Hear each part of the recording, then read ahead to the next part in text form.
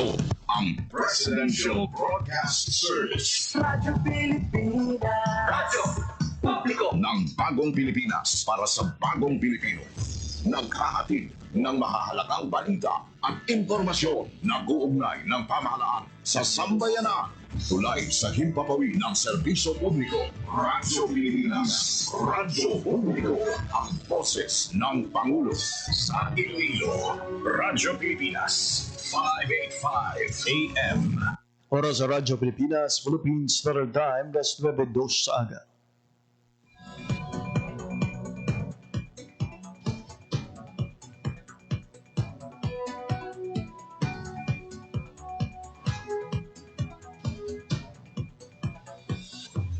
Sa Western Visayas, Panay Island, na tinamaan itong island-wide blackout. Ang pagsulod mo gid sa Maasin Watershed. Pinaka-purpose nila ini para sa operation nato. We have that in collaboration with the department. I am again standing up.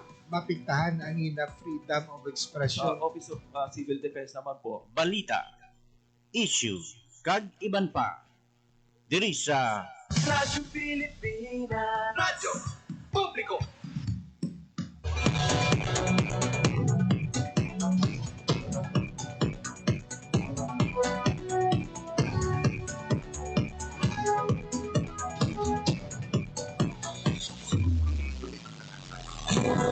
Mayong hapon, Konbayang Aga, Pilipinas, Mayong Aga, Western Visayas. Siyudad kag probinsya sang Iloilo kag kutob sa malabutan sang amon pagserbisyo. Di gaban nga bahin sang kalibutan, naghatag kami sa katawaran. Mayong Aga, good morning sa inyong tanan. Again, welcome sa isa namang edisyon sa pagparagad sa programa Balita, Issue, kag iban pa. Adlaw kita karon sang Webes. Mayo 29, tuwing 2025 na. Mabiyan ini ang ikalima kag katapusan nga Webes karong nga bulan sang Mayo tuwing 2025. Sa atong mga sukitang palamati all over Western Visayas, province sa Baclan, Antique, Capiz, Guimaras, Iloilo, kag Subongman, sa atong mga kauturan sa Negros Occidental. Good morning, good morning, good morning. Kinandang mga ikaw po ninyo until 9:55 in the morning ang inyong alaga, JP Herbas. Kaya live sa 585 kHz sa lisuan sa inyong mga radyo, subungman sa ating official Facebook page, Radyo Pilipinas Iloilo. Mabiyan sa atong pagpangalagad subong aga, pabati natin sa inyo ang aton nga pagpakighunon sa Bacolod City Government. May kang tanan sa ilang pagpatuman ng benteng bigas, meron na program. Masuguran ini mga biyan, this is the first area sa Negros Island at the same time diri sa Western Visayas nga makapatuman sa sining BBM na program. Maduduman mga biyan, unang nagpabutyag ang Iloilo Provincial Government. Ila sining nga plano nga pag-roll out sang 20 pesos per kilo nga bugas. Intended for the families sa mga malnourished children diri sa probinsya sang Iloilo. At per latest naton nga info mga biyan, we're still finalizing sang sining nga plano. So far no sa aton nga pagpakigunanon man sa NFA, wala pa sa iban nga probinsya diri sa Western Visayas ang nagpabutyag pagasugod na sa ila sini nga pag-roll out sang 20 pesos per kilo nga bugas. Last Monday, we were able to have a conversation kay maka-interview mga abyan sa kay DANIR OIC Regional Executive Director, Engineer Jose Albert Barogo. Iniyagi na pabutyag na ang Bacolod City is now on the process. Ginahulak na lang ang pag-aproba sa pilang ka dokumento ang kinahanglanon para masiguran na ang ining 20 pesos per kilo nga bugas. Walang tama mga biyan, pila ka mga kauturan naton ang excited na sa sining 20 pesos per kilo nga bugas. Naka inisyatibo karon sa aton sining national government in partnership with the local government units na obrahon nga mas barato, mas accessible ang mga bugas diri sa pungsod Pilipinas. Ginataga sa aton sining National Food Authority nga ang ini nga mga bugas are well milled rice. Hindi niya basta-basta iya bugas nga kayan sa iban. Ini nga bugas produkto mismo sang aton nga mga lokal nga banguma. At sigurado gyud naton nga kalidad ang ining nga mga produkto. O sa mga nagahikay ha, sa mga nagasuya kay como NFA ang ining nga bugas. Naton ha sa iban nga mga area monitor man sa Radyo Pilipinas. Marami ang pag-aon sa mga nakabakal sa sining barato nga bugas. This is in contradiction sa mga ginapasuni sa iban. Kay Kumo, NFA, mabaho. Pero hindi hindi ko na makaon. Sa aton nga interview sa NFA mismo, ang ini nga mga bugas in the period makabig pa naton fresh nga wala sang lauman nga hindi maayo nga baho, ikaw magkaon sa sini nga bugas. Kami mismo we're able to taste kung na tilawan naton ang pila ka mga NFA rice recently. Hindi ni mga abyan malayo sa mga bugas kanon nga ginasurvey man sa mga karinderya kag sa mga fast food chain. So nga wala gid sa kabalakan naton sini nga makutura pagbakal sa sining 20 pesos per kilo nga bugas. Alas 9 sa aga, tingnan naman nga malabot sa atong pagpakalagan subong iyang Webes ang P-Books. Balo nato ng sitwasyon karon sa Bulkan Kalaon. Kamustang ila sining parayag pagbantay.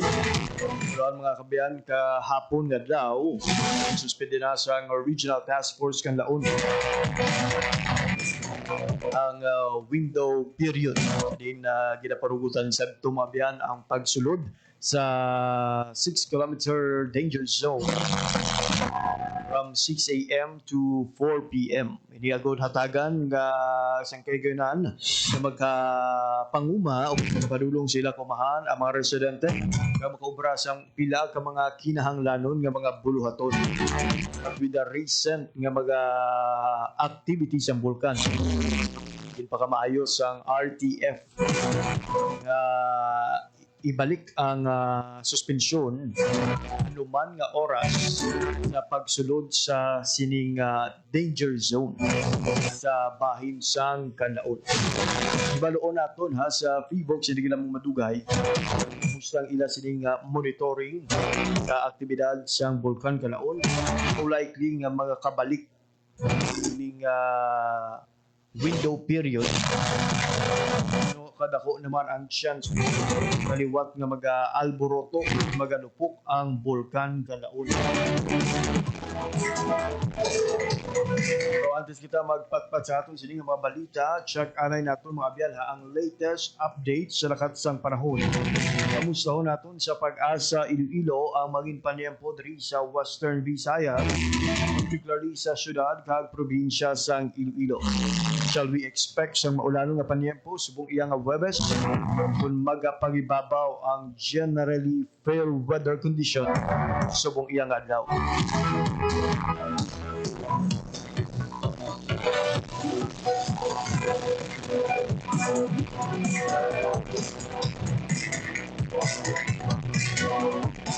sa Radyo Pilipinas, alas 9:12 na sa aga sa sining oras, magakuha kita sa latest update sa lakat sang panahon.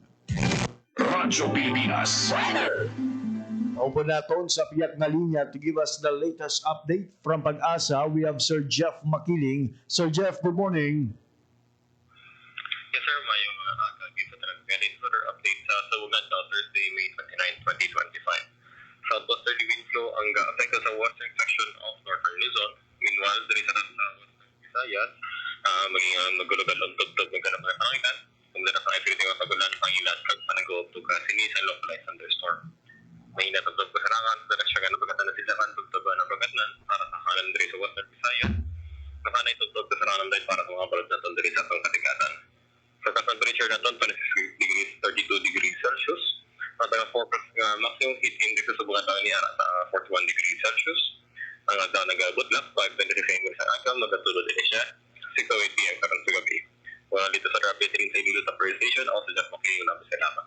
Sir Jeff, balikan na nato na. May we know, sir, kamusta na ang ginabantayan kahapon nga low pressure area?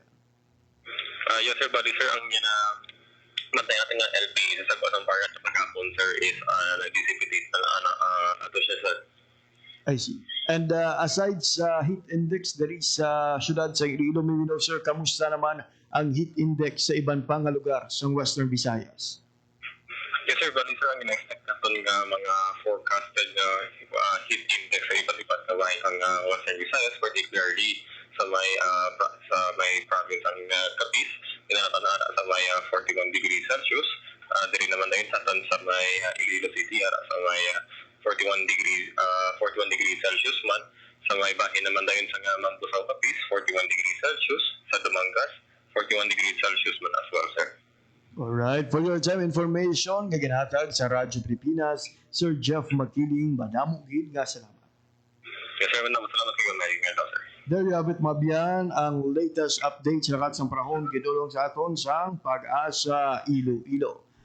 May good news kita, Mabian, bangod ang aton sining ginabantayan nga low pressure area kahapon ang natunaw na. Kabay pa no, magpadayon gid ang maayo nga panyampo diri sa Western Visayas para likaw na kita sa mga pagbaha o kagaiban pa nga mga problema kadalasang pag-ulan. Time no, talalo pang dulman nga lunsay 41 degrees Celsius ang heat index nga ginalauman sa Rojas City, Capiz, Mambusaw, Iloilo City, and Dumangas, Iloilo. Unique subong iyang adlaw kay lunsay 41 degrees Celsius. Nung sa nagligan ng mga inadlaw sa mataas dari sa syudad kaga sa Dumangas, pero malubo dito sa Mambusaw. Pero subong o pararihos 41 degrees Celsius ang forecasted maximum heat index.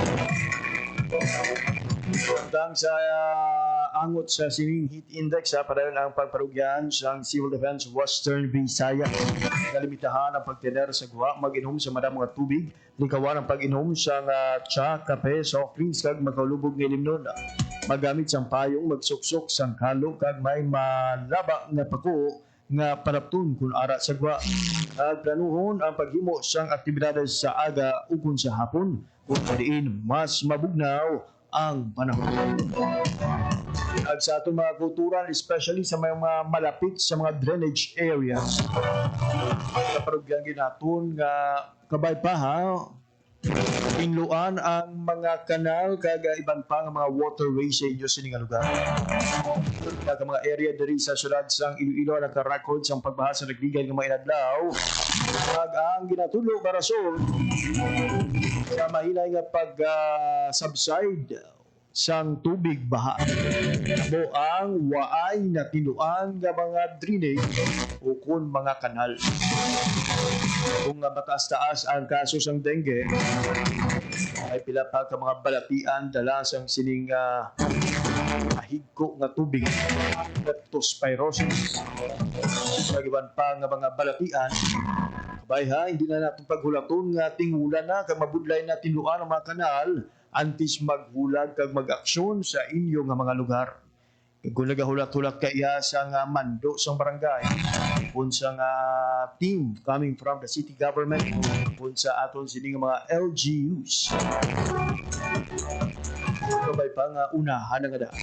Who knows, no? Pinagi sa imong nga kapisa, inspire man ang iban nga magpaninlo sa inyong lugar. Ito ay ang makabenepisyo gudera, whether ina efforts ang LGU, sang barangay, o kung inyo mismo, kamo mismo nga mga pumuluyo sang sinakalugar. Kung hindi na pagsapakon sang barangay, kung hindi na pagsapakon sang city government, kung municipal government, sino bala ang mag-aantos kung damo ang lamok, kung damo ang dengue. Hindi kita man mismo na mga pumuluyo sang sina nga barangay. Pagsasubong nga mataas-taas ang kaso sang dengue, dalikawan naton ang senaryo mga abyan, kulangon naman ang hospital bed. Kadamo-damo ang kaso sang dengue. Naintindihan man nato ang ining dengue ha, posible mangin rason siyang kamatayon. Sabi na kung ulihin na nga madapatan sa nag-igo nga pagbulong ang pasyente. Ang imo sini nga rason ginatamad, dumon mo na lang ang posible mo nga magasto sa moment nga matapikan ka sang dengue. Hindi niya makahatulo ka sa nga hangin, wala sang lakot nga baho sang kanal. Man ang feeling maglagaw-lagaw sa inyong nga lugar, may kasang may ginasiplatan ng lubog o kung mahigo nga tubig inyo sining drainage o kung kanal. Magkabal na kabay sa inyo sining nga pag rutambay o kung paglagaw-lagaw dira sa gwa. Sa pakal nyo ba ng mga drainage kag kanal? Feeling nyo damo nagapugong nga mga basura. Awasa. Kuha. Kag para tayo yun ang pag-ilig sang tubig, ilabi na sa pion sang madamol nga pagulan. Oras sa Radyo Pilipinas, 9:19 in the morning.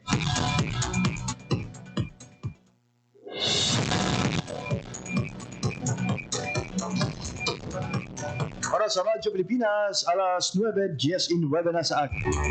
Ang sining oras, magkakuha kita sa mga balita gikan sa aton nga mga kupdanan Radyo Pilipinas Iloilo News Team. Una-una naton update gikan sa Land Transportation Office. Hiwat hiwat sa random drug testing sa mga driver mga di pasahero nga salakyan di sa syudad sang Iloilo. Para idulong sa aton ang balita, kuha naton ang report ni Transport Beat Reporter Janelle Baclay.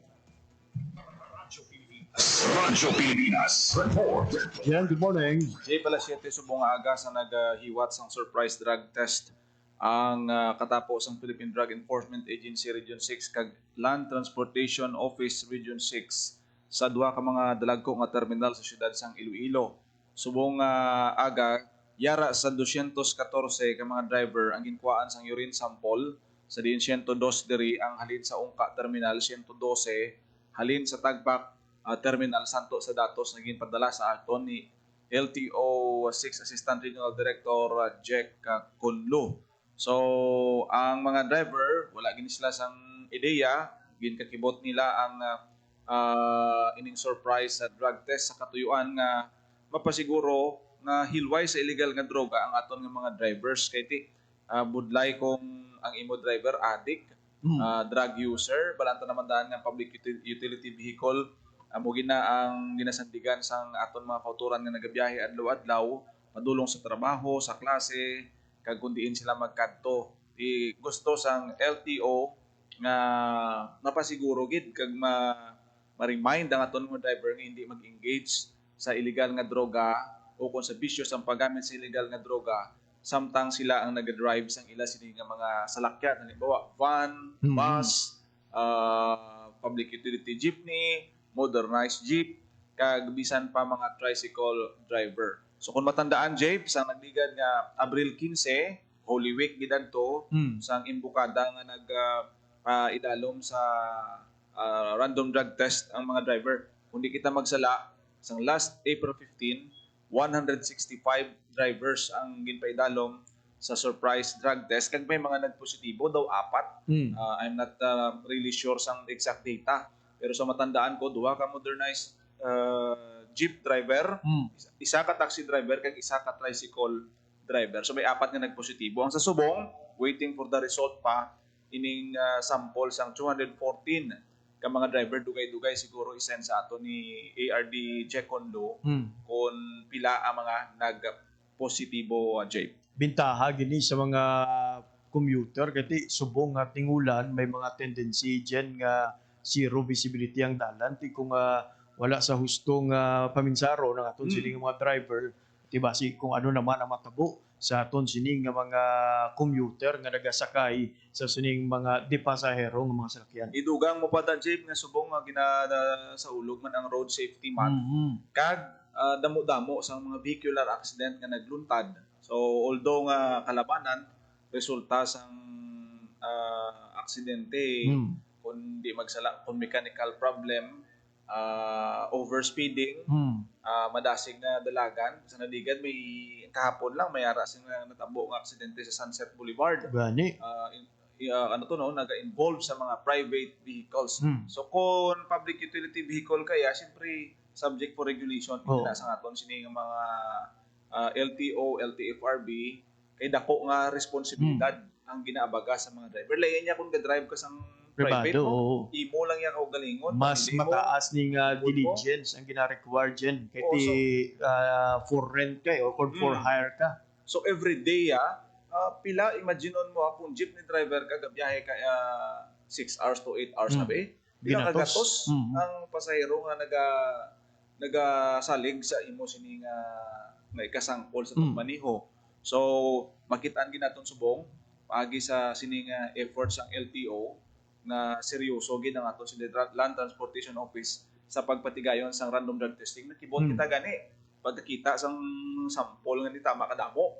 So ining sample nga ni Jape, immediate result ini. So once ka mag-positive, gina-subject for confirmatory test ang driver. Kag dako ang posibilidad nga once mag-positive ikaw, kumbaga daw taas na porsyento nga mag-positive ka man sa masunod, kag bilang penalidad laban-laban revoke gid ang imo sini iyang nga lisensyaryo. May update diri sa nagdigad sakto gid man hambal ni Sir Jeconlo no 4 ang nag-positive sa tong Holy Week random drug testing kagang sa Subong ginahulat-hulat pa madamo-damo ni Subong. Anong resulta to diyan? Well, we know no nga positibo to ang 4 sa confirmatory test. Pero anong in-action to sa LTO sa ila? So after nga gin-refer ni sila, automatic may confirmatory test ina. Kag daw gin-confirm ato sang PDEA. Sang PDEA may gin-submit ang PDEA nga dokumento sa LTO after nga nag-positive ang atong mga driver. Kag ang LTO na ang may poder sa pag-revoke sang ilang mga lisensya. So initially, kung hindi kita magsala, daw na-revoke gid atong ilang lisensya. So daw wala na sang second chance sa bahin sa aton sini nga mga driver kay dito hindi na gid man kag isa ka dako nga violation ang magpositibo sa illegal nga droga. Kag kung hindi kita magsala, ang operator gin patawag man sa LTO pag gin pa-explain nga ang driver mo nga nagpositive. So ang impact niya hindi lang sa driver na mabawian sa sang palangitan-an, palangabuhian, kundi may epekto man sa mga owners sa mga jeep, mga kooperatiba once nga magpositibo ila sini nga mga driver kay gina-encourage gid sila nga dapat regular ang pagmonitor sa ilang mga driver pasiguro nila nga wala adik Oh. sa ila sini nga mga driver, especially nga into modernization kita requirement na yung subong nga ang mga driver ta hilway gid sa illegal nga droga, Jay. Oo, tapos dyan, clarify na nato, no? Talo pang doon nga masami, tagbak kag ungka ang ginapadulungan. Maybe no the reason sa nga LTO. Magluwas nga ti, masako-sako giman ang mga terminal. Pero may rason ba lang iban pagid nga amo gina nga mga terminal ang ginapadulungan? So to be fair sa aton nga LTO, hindi lang man gid nga tagbak kag ungka terminal, no? Nakaagis la kandak sang random drug test man sa Maymohon terminal, Hibaw-an terminal, tanan-tanan ini ugaling kay balaan ta niyang ungka kag ang tagbak terminal nga tama kadalag. Oo, dalago. Damo-damo na daya sang mga driver kung magsakay kita na going north, kitaan mo na dayang pila sang jeep, bus, tapos taxi. So pag hugpa mo sa isa ka lugar, damo ka kung magasang madakpan. Damo isda ta, damo driver ka pahuway kag ginahimo ini sang pidiya aga. Kay fresh gid ang Ihi. ang mga ihi sa mga driver sa aga. Do hindi ka gid ka balibad. Kung sa nga liter na sa hapon, usually ang random testing ginahimo sang pidiya aga pa. So kaina alas 7 sang aga. Siguro ang ibanda may lagyo man yun, magwa. Pero kung matimingan ka, imo gina. Wala sila sang abiso nga, sige buwas, pakanda kami mo ni. So far, ginalikawan sang PDEA kag LTO nga mag-leak man ang ila nga information. Hindi para useless. Do useless kung may mahatag sila advance information. Kung may mag-leak information, kasi ang mga nagagamit, posible nga makapanginlaman, no? Pahuway ta na biyahe, subong, likaw ta, kay basi madakpan. And for confirmatory test, Jen, same sample ni siya nga ihi o kung nagabalik ini sila para maghatag diwat sa panibagong nga sample. Daw hindi na kay ang ilang specimen sa mga nagpositive do amo man ina. Ang ginagamit ang gina-test dayon.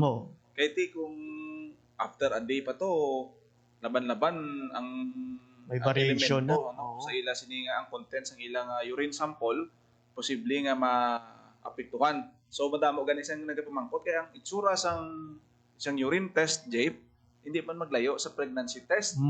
Ang sistema sa mabalaan ginadadayon kung positibo ikaw, no? Santo sa nangin pahayag kagina sang aton siniyang ni ARD Jack Kunlo nga mo gid ang nagamonitor araman si Attorney Gaudioso Hiduspan, ang LTFRB Regional Director araman, Richard Osmeña kaupod sa aton sining PDEA. So ang mga samples daw iya sang PDEA partnership ini J. Ka-clarify to lang dyan, no? Driver ang kalabanan pero may mga modernized kita iya nga may unay nga mga konduktor. Dala ni ang mga konduktor sa mga ginapaidalon sa drug test. So far sa subong drivers lang gid ang gin subject sa aton siniyang LTO kay ti punta naon mo sila gid ang nagahandle, sila gid ang nagauyat sang manibela. Pero gina-encourage kiti sa tanan nga mga naga-apply trabaho, gina-require gid na sila sa pagsubmit sang drug test result nila kag parang may basihan, no, ang mga kooperatiba, transport company ngati kung adik ilang driver wala sang lugar sa ila siniya ng mga jeepney units nga sila ang pa-drive on. Pero so far kung tanawon ta, April 15 kag sa subong May, no?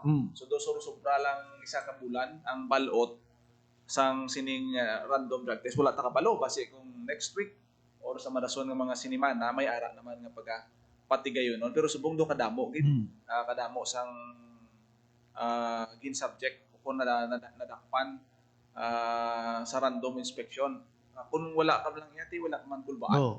Pero usually ang mga user, di amo gid ang sa likod kagang medyo kulbaan sa ila sining resulta.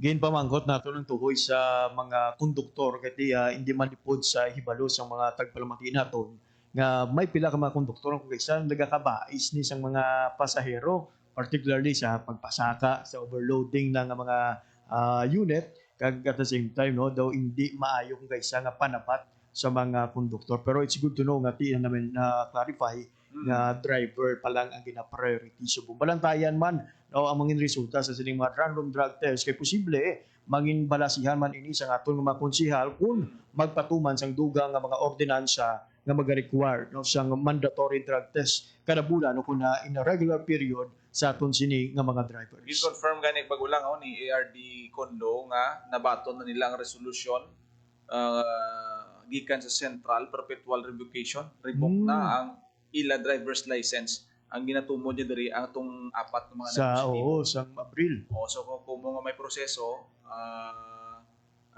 gina-download sa ila ang resolution after nga mahimuan nila recommendation ang naging resulta sang PDEA. So ang proseso kung mag-positive ka, refer ka sa PDEA for confirmation.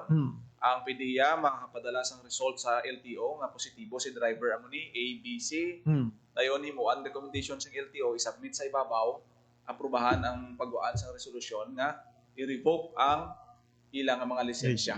So wala niya show cause order na kumbaga no? Unlike sa mga aksidente nga nagaluntay nga datagan pa sang kayunan nga makapaiathag ang aton sini nga mga driver dyan. So amo ni madulong naton nga report para sa Bagong Pilipinas, General Baclae, Radyo Pilipinas, Radyo Publiko. Radyo Pilipinas. There you have it, Mabian. Latest update coming from LTO and PDEA. Sa sining random drug inspection sa mga driver, sa mga di pasahero nga salakyan diri sa syudad sang Iloilo. Nga giniwat Mabian sa Tagbak kag sa Ungka Terminal. Isa sa mga kunduwa sa mga dalaguan nga mga terminal diri sa syudad sang Iloilo. Ay natin gina-generalize, no? Kaya natin gina-stereotype ng mga drivers. Kung sila ang binabantayan karon sa aton nga Land Transportation Office. The LTO is doing this bilang kabahin man sa pagsiguro hindi lang mga salakyan ang ara sa maayong kondisyon, kundi mismo ang mga nagamaneho sini para sa hustong paminsaro at wala sa impluensya sang illegal ka droga. Alas 9:33 sa aga sa atong pagpanumbalik mga biyan, mga update naman gikan sa Bacolod City Government nagsubong man update sa nagapadayon nga palarong pambansa. Ikagban pa nga impormasyon pagkatapos lamang isang pila ka pahanong. Hatid ay balita, impormasyon at sari-saring kaalaman tungkol sa sektor ng agrikultura sa ating bayan. Usapang Agrikultura kasama ang Department of Agriculture. Alamin ang mga hakbang ng administrasyon para mas mapaunlad pa ang iba't ibang industriyang agrikultural at pakinggan ang mga proyektong handog sa mamamayan upang mapalago ang kanilang mga kabuhayan. Usapang Agrikultura, Lunes hanggang Biyernes, alas 5 ng umaga, dito lang sa Radyo Pilipinas. Game, 1, 2, and... Paaduhon, balikat ulo, kita kwetan, may mga susus. Huwag mong titigan ang hindi sa'yo at maging disenteng tao. Pare, ang catcalling ay isang uri ng sexual harassment. Di biro ang sexual harassment at di nakakamacho ang pang-aabuso. Isang paalala mula sa Philippine Commission on Women at panghimpilang ito. Ang tigdas ay isang sakit na may simptomas ng mataas na lagnat, namumula ang mga mata, namamantal o rashes. Kung hindi naagapan ang nakakahawang sakit na ito, maaaring mamatay ang inyong anak sa mga komplikasyon tulad ng matinding pulmonya, pamamaga ng utak, at iba pa. Walang dapat mamatay sa tigdas. Pabakunahan na ang mga bata dahil bawat buhay mahalaga. Mahalagang paalala mula sa Department of Health. Ganito na ba ang ubo ng anak mo? Baka pertussis o whooping cough na yan. Nagdudulot ito ng apnea o pagtigil sa paghinga, pagkahirap sa paghinga, at pagsusuka. Ang pertussis ay vaccine preventable. Walang dapat mamatay sa pertussis.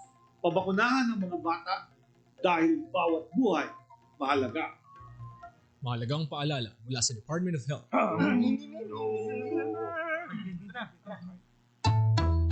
Ang sumitsik ay bang-bang-bang, ang sumipol ay bang-bung-bang. Ang babae sa lansangan, huwag iritan kundi galang. Pare, ang catcalling ay isang uri ng sexual harassment. Di biro ang sexual harassment at di nakakamacho ang pang-aabuso. Huwag iritan kundi galang. Isang paalala mula sa Philippine Commission on Women at ng himpilang ito. Chong, chong, chong, chong, pasipol-sipol, mga manong sa labas. Magtigil at bumalang, kaya ikaw sa nabibig, kundi maganda ang nabalabas. Pare, ang catcalling ay isang uri ng sexual harassment. Di biro ang sexual harassment at di nakakamacho ang pang-aabuso. Kaya ikaw sa nabibig, kundi maganda ang lalabas. Isang paalala mula sa Philippine Commission on Women at ng himpilang ito.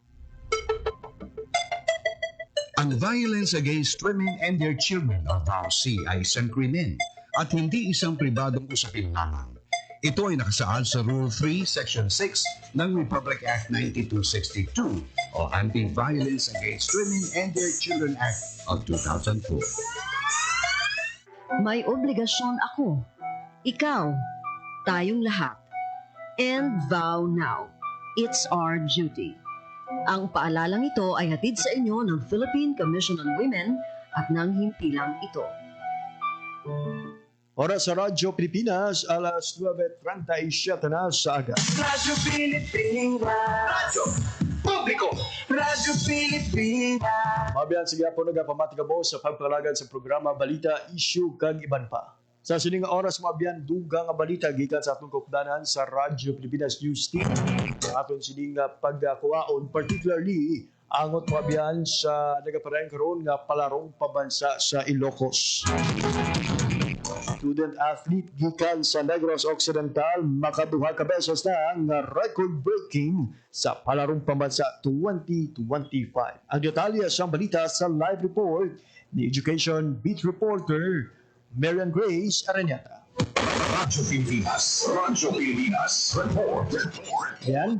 Lods, good morning. No? Hindi lang makaisa, kundi makaduwa ka beses na nga record breaker ang isa ka student athlete gikan sa Ramonito P. Maravilla Senior National High School sa Bacolod City, Negros Occidental. Una no nga na-break ni Miko Villaran no ang record sa 110-meter hurdle sa distance o kung sa time nga 14.00 ang anay sininong record holder sa 110-meter hurdles amo si Patrick Maria Onso sa time niya nga 14.68 sang 2010 nga gikan sa NCR. Ikaduha ka beses Lods no nga na-break ni Villaran ang record amo sa 400-meter hurdle sa time nga 53.52 ang anay man nga record holder sa 400-meter hurdles no amo man si Onso sa time nga 54.1 sa nga 2010. So hindi lang makaisa Lods, makaduha ka beses na nga gin-break ini no ni Villaran o kon ni Miko Villaran sa nga Romanito P. Maravilla Senior National High School ang record sa palarong pambansa. Kahapon Lods na labot nato no ang iyang coach si Coach Miguel Arca ni Miko no kagipamangkot naton siya. Lods, kamusta ang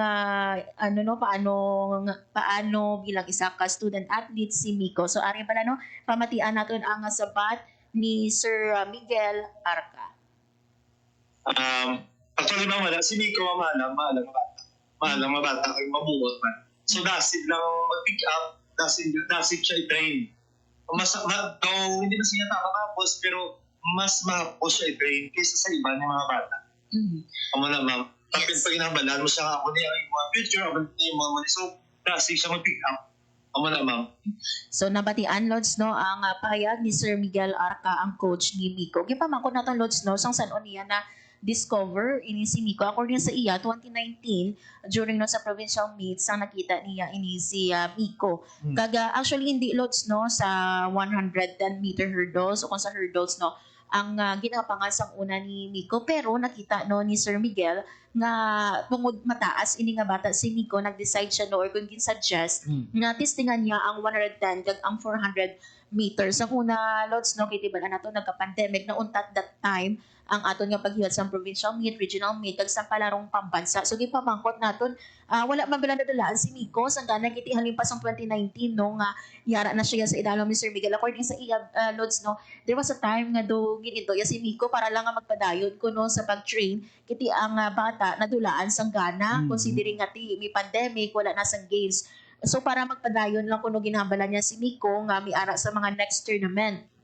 Pero pag abot sang adlaw nga ina, wala gali sang tournament na postpone. So hasta nga nagsigi-sige na lang si Miko sa iyaman nga train. Kag nakita niya Lods no sa anong katuig nga ginakapyutan niya si Miko, nakita niya no ang improvement kada practice. Kaging pamangkot man naton Lods no prior subong sa palarong pambansa 2025, ano bala gina-target na gid ini ni Miko no ang makuha o kung maka break sang record. According sa iya, last year tani Lods no, may ara ini siya o record breaker na ini siya tani galing due to technical issue man or may ara sa mga hindi pag-intindihanay, wala na hatag ini kay Miko. So gina-aim Manila no nga sa subong nga tuig maka-break si Miko. Ang gusto ng tani nila ko no is makadaog pero do hindi man siya kumbaga Lods no nga focus gid nga maka-break record but ang kampiyonato or ang gold amuman ang handom niya sa nga coach kag ni Miko. Talalupang doon ang iya nga kadalagan do kaangay ni Carlos Yulo nga sa isa lang ka isa lang ka major event no ang Olympics sa nagligat duha ka gold medal kag duha ka record breaking ang tuman no, ni Miko. Biyan na mention mo 6 years susubong senior high school or grade 12 na gid ini si Miko. Grade 11 si Miko. Susubong no kag gipamangkot man gani naton Lods no kiti hambal naton during palarong pambansa tira ginaay na tira mo ang mga estudyante sa mga Manila nga mga schools naton. So gipamangkot man naton si coach kamusta in case no nga may ara actually gani according diri kay Sir Miguel no may ara na nga mga international and even national nga nagkakagto sa iya no para nga i-train si Miko pero ginahambalan nila ang bata nga mag-focus currently no sa iya man yang hampang kag maabot gid ang tiuno nga ti maistoryahan gid ang mga future plans man sang ato nga student athlete. So for Palaro 2026 no lauman pa ang pakigbahin ni Miko sa siliyang aktibidad but not representing sa Western Visayas pero sa Negros Island region na. Yes, correct na Lods no kiti this will be the last time na makaupod nato no ang Negros Occidental sa aton nga palarong pambansa. Samtang Lods no idugang nato no ang additional naman nga record breaker coming from Western Visayas si Eda May Arceo para ini Lods no sa aton man nga 400 meter hurdle. So ang time no ni Arceo yara sa 1 minute 8 seconds and 23 or 1 minute and 8 seconds so break niya ang record ni Ana Marie Eugenio sang 2017. So siya di ang nagdugang nga bag-o no nga record breaker coming from Western Visayas. I-recap lang naton, lakip man dirino sa record breaker naton si Trisha Ann Arellano no para naman niya sa aton nga 200 meter dash kagaming ara pa kita no nga sa secondary boys naton ang record breaker man si Josh Gabriel Salcedo para naman no sa Descastro nga event. Biyan, ang mga hometown ni nila, balaan kung diin sila nagharalin. Si Josh, I know, halin siya sa Antique. Si Miko, halin sa Bacolod. And maybe know kay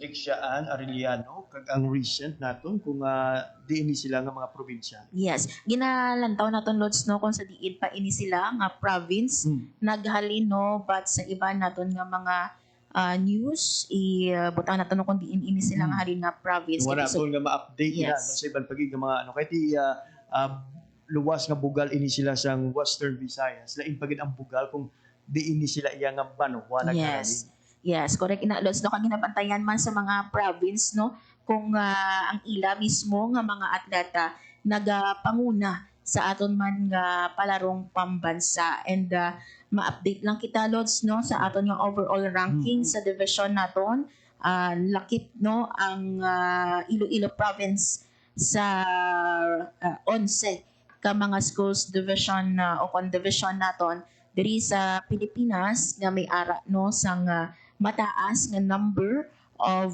medals nga nakuha no sa atong nga palarong pambansa. Ang Iloilo province may 5 ka gold, 7 ka silver, kaga 6 ka bronze.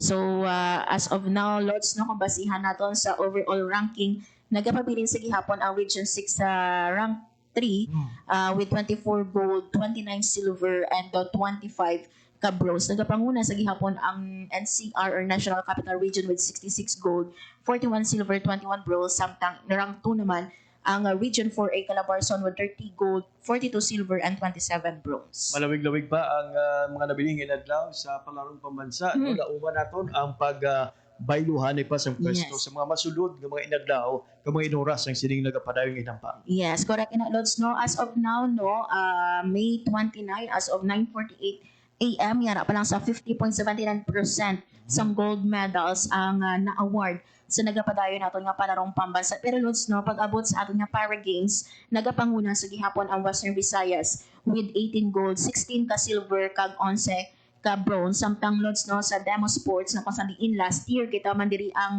nagkampiyon. So far no, wala pa sang medal nga nakuha ang Western Visayas. Nagapanguna diri ang Region 9 Zamboanga Peninsula with 4 gold, 2 silver. Kag nagapangadua ang Region 7 3 gold, 1 ka silver, kag nagapangatlo diri ang Region 4A Calabarzon with 1 gold, 4 ka silver, and 1 ka bronze. Pwede kang magsala ang weightlifting, ang kabahin sa Demo Sports sa karon iya nga tuig nga palaro abyan. Yes, correct na no. Kag sa as of now, Lods, no, sa interview man naton kay Sir Hernani, no, ti madugay-dugay pa ginalauman naton nga magatakop no ang aton nga palarong pambansa sa Saturday, May 31, kag as of now hambagay naton 50.79% pa lang. So may chance pa Lods nga makahingagaw no, kag posible gid sa gihapon no nga mangin rank 1 kita o kon rank 2. Alright, maraming salamat Lods sa imong balita. Para sa Bagong Pilipinas, Marian Grace Areñata, Radyo Pilipinas, Radyo Publiko. There you have it, mga update sa Palarong Pambansa 2025. Ipanaay karon sa Ilocos. Congratulations kids sa aton sining mga record breakers. At the same time ha, sa mga kultura naton nga nagapadayon karon sa ila sining mga sambugan. Patok sa iban nga mga atleta sa ibang nga rehiyon sa Pungso Pilipinas. Ang baseball boys sa elementary ang natanaw naton kay ina, sulod na sila sa championship matapos nga naperde ang Karaa sa karon iyang adlaw nga hampang. Apo na perde man nila ang Davao Region. Kinalauman nato ng ila sining pagpangibabaw sa ila masunod nga hampang. Battle for gold na ila sining softball game. Oras sa Radyo Pilipinas, 9:49 in the morning. Kung mabiyan ay kapabati natin sa inyong update gikan sa Bacolod City Government. May kang tanan sa ila sili kapagpatuman sa Benteng Bigas meron na program ugon BBM na. Yes, ma'am. Maybe no, ma'am.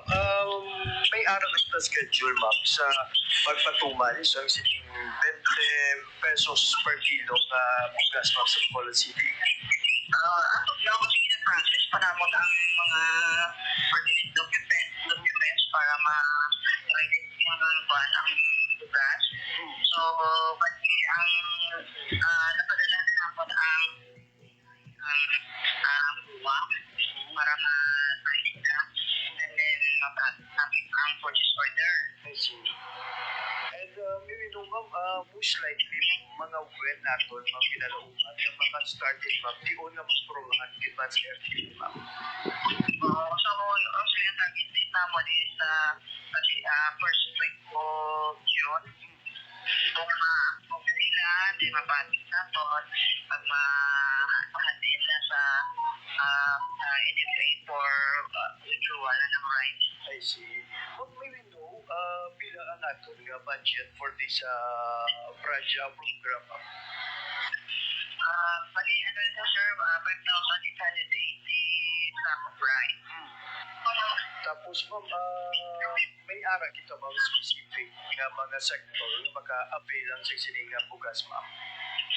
So, bali, nakapag-definite to sa ano is mga solo parent, PWD, indigent, senior citizen, and other indigent constituent in the city of Bacolod. I see. Pila mo mga identify na itong areas, ma'am, na posible plastaran sang sining nga mga 20 pesos per kilo rice, ma'am? So, bali, may kita nga sa mga associations, and then may cooperatives, and then we have 61 barangays, and then we have 3 big markets lamon, the Libertad, Borogon, Market, and then there is a NGC for the government employees. Ang kabayan mga biyan, sa ringin payag, Ma'am Brenda Bordios, ang head ng Bacolod City CCLTO, ang ila sining Co-op and Development Office, kaginalauman na ito, no, pangulagid sa sining pagpatuman sang 20 pesos per kilo nga bugas sa Bacolod City. So ginalook forward nila nga biyan nga mga suguran ang ining nga programa. Ang 20 bigas meron na program sa unang semana sa Hunyo, which will be next week na. So ginalook forward ginaton na madamo nga mga Bacolodon ang mag-avail sa sining barato nga bugas. Oras sa Radyo Pilipinas, 9:52 in the morning. When kita sang oras kinabilin sa aton sining nga pagpakalagad, diri na gilamang kuto mga atong edisyon sa mga adlaw sang Huwebes, Mayo 29, 2025. Sa ngalan sa akong mga katuwang teknikal, Mr. Rochelle Jones, sutahero sa studio, kag Mr. John Magallanes sa transmitter. Ako naman ang inyong alagad, JP Harbas. Maraming salamat sa inyong pagpamati. Maayong aga, Pilipinas. Balita, issue, kag iban pa. Diri sa Radyo Pilipinas. Radyo Publiko. Radyo Pilipinas. Radyo Pilipinas. Radyo Publiko. Radyo Pilipinas. Radyo Publiko.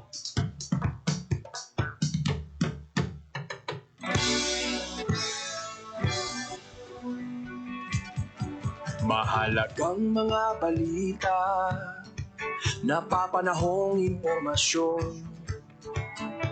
Kami ang inyong gabay pag may bagyo at sakuna. Serbisyo ng gobyerno kapag may nangangailangan. Mga proyekto ng Pangulo, damang-dama ang pagmamahal niya. Tulay ng mga hinaing, ang problema ng bayan ating lulutasin. Tulay sa himpapawid, tulay ng pagbabago. Radyo Pilipinas, ng bagong Pilipinas. Radyo Pilipinas, ng bagong Pilipino. Mga proyekto ng Pangulo, damang-dama ang pagmamahal niya. Radyo Pilipinas, Radyo Publiko, ang boses ng Pangulo.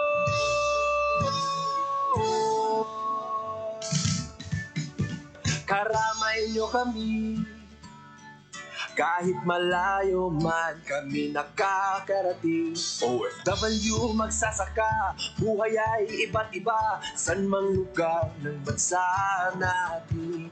Tulay ng mga hinaing, ang problema ng bayan ating lulutasin. Tulay sa himpapawid, tulay ng pagbabago.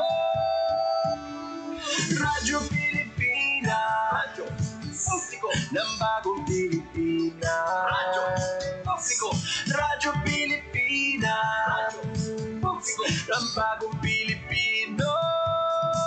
Mga proyekto ng Pangulo, damang-dama ang pagmamahal niya. Radyo Pilipinas, Radyo Publiko, ang boses ng Pangulo. Radyo Pilipinas, Radyo Pilipinas, Radyo Publiko, Radyo Pilipinas.